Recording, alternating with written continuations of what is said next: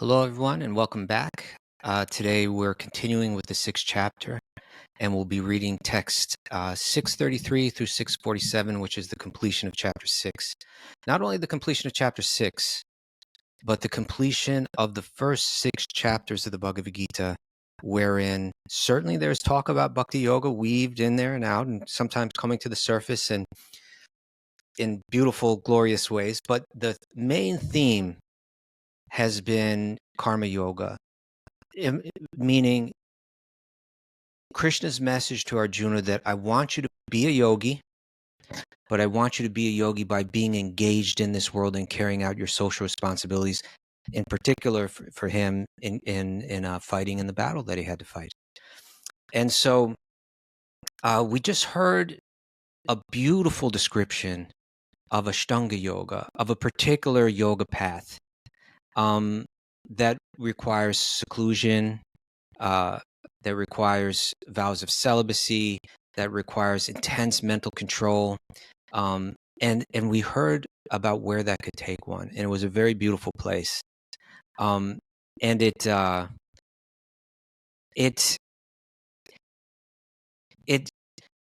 was expressed in such a way that it brought the conclusion of yoga to Krishna. And there's that beautiful verse. It's really one of my favorite verses in the Bhagavad-gītā. This Yomam Pashyati Sarvatra, that for one who sees me everywhere, and Sarvam Cha Mai Pashyati, and sees everything in me, Tasyaham Na Pranasyami. To that person, to that yogi, I am never lost. They are never lost alone without any. They can feel my presence in their life at every moment. They can feel God's presence in their heart, God's presence in their life, God's presence behind the universe and how it's functioning. He is never lost to them. And then he says this, Sache me na pranashyati. They are never lost to me. Just as I never disappear from their awareness, they never disappear from my awareness. They're in my heart. I'm conscious of them always. So this Ashtanga yoga, you won't find these kind of detailed descriptions, say, in Patanjali's Yoga Sutras, but when Krishna teaches Ashtanga yoga in the Bhagavad-gītā, it's all about finding God within your heart and communing with God within your heart and seeing God everywhere, seeing God in everyone, etc. Arjuna's heard this. It sounds very beautiful. It sounds very peaceful.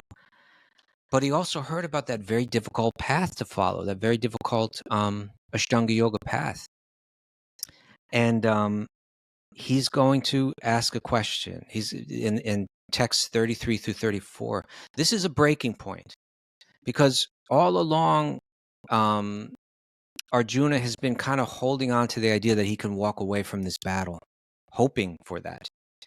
And at this point, when he hears about the type of yoga that he's envisioning for himself, and he's heard about it in detail from Krishna, now he's going to express his doubts. And so in text 33 through 34, Arjuna's going to say, I don't know if I can practice this yoga. It sounds intolerable to me. It sounds impossible for me because it's all about controlling the mind, and the mind is more difficult to control than the wind. And so he's very frank like that and very open about his own fears that he'll be able to be a good yogi. And in text 35 and 36, Krishna is going to give some reassurance. And this is really nice. He's going to tell Arjuna, you can be a yogi. Have no doubt. Right? And I think this is good for all of us too. We can all be yogis. And those states of awareness that were described just earlier in the 6th chapter, those beautiful states where one's feeling intense joy within, when one feels that they feel there's nothing greater to be gained, when they've achieved that experience, they feel that nothing can shake them in this world from it. You can have that. You can be a yogi, but you'll have to have a suitable practice. A suitable practice. In other words, you're going to need a yoga that's suited to you, that's designed for you. It's really interesting that Krishna, I'll read the verses that Krishna says. He says,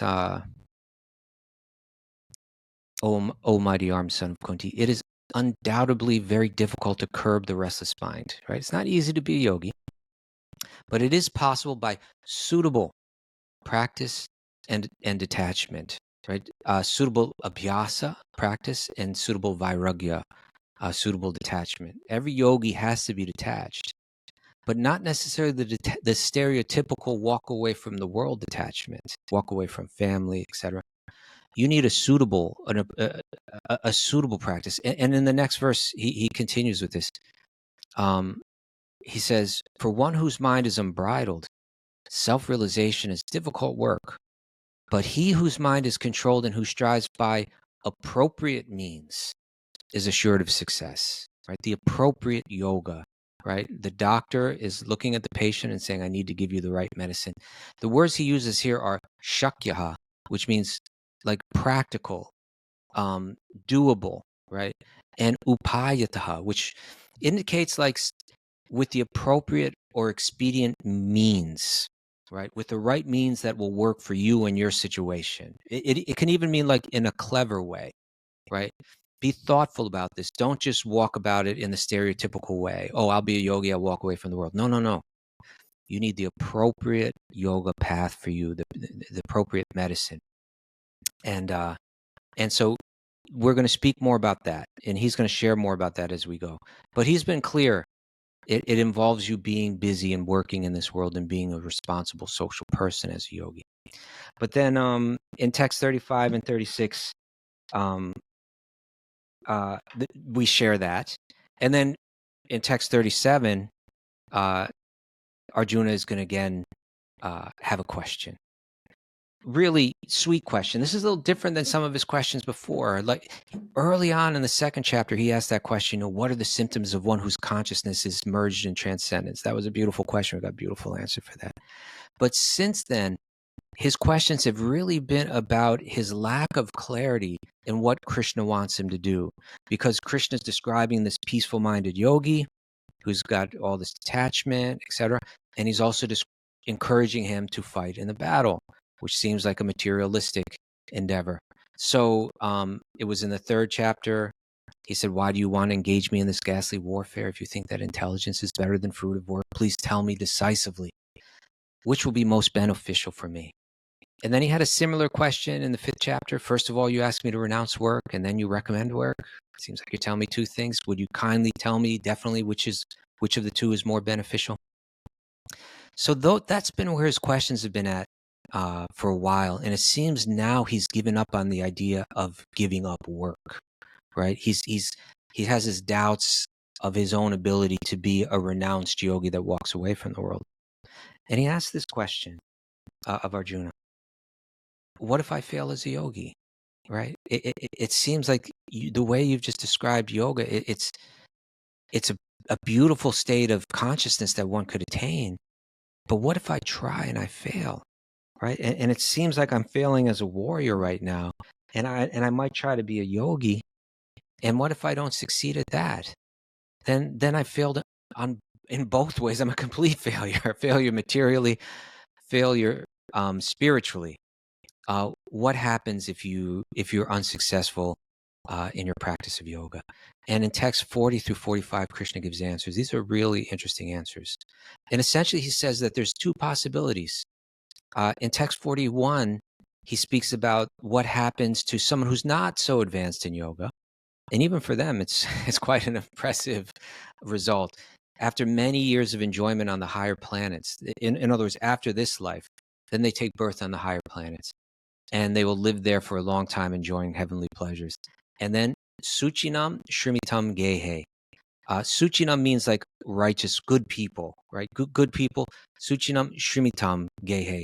That they take birth in the family of Suchinam, righteous people, Shrimatam, which means like opulent people like potentially like a wealthy family. You'll take birth, Gehe, in that house, right? You'll take birth in the home of a righteous, prosperous family. But if you're more advanced in yoga, if you've advanced still further, then he says in text 42, you can take a very rare birth, and that is yoginam. You can take birth amongst a family of yogis, or dhimatam, those who are endowed with great wisdom. He said, those who are more advanced in yoga, this is the type of very rare birth that they get. So this type of activity is not material activity where you lose the results. But these results stick. And so whatever advancement you make as a yogi, this will stay with you. And what to speak of this very rare birth of being born in a in a family of very wise yogis that can take place. And then he says in text 44, and then by virtue of their divine consciousness of their previous life, they automatically become attracted to the yoga principles even without seeking them. And we may all know some people that seem like that, right? That have a natural attraction to the practice of yoga that comes to them quite easily. Now, to end this chapter, there's 3 verses. These are texts 46 through 47. I'm sorry, 46. Yeah, two verses. I'm sorry, 2 verses, 46 and 47. And this is where Krishna is going to say to Arjuna, you've been doubting that you can be a yogi. I'm telling you, you can be a yogi. You can be a yogi. You just need the suitable type of yoga to practice. And I'm here to share how that all plays out. I've shared a bit about it already, and I'm going to help clarify that as we go further. And he's going to say, to be a yogi, like the yogi that he just described, like an Ashtanga yogi, he described a practice of yoga again.